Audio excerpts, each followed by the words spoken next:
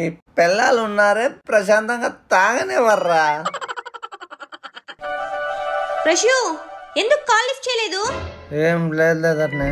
తాగినావు కదా? లేదు. ప్రశు ఏంటి కాల్ లిఫ్ట్ చేయలేదు? పంటి నొప్పా? ఎట్లా తప్పించుకోవాలి. డాక్టర్ దగ్గరికి వెళ్దాం పదా. ఏం లేదులే బాబు, ఈ మౌత్ వాష్ వాడు తగ్గిపోతుంది. A few moments later. ఈ మౌత్ వాష్ ఏంది ముందు వాసన వస్తుంది?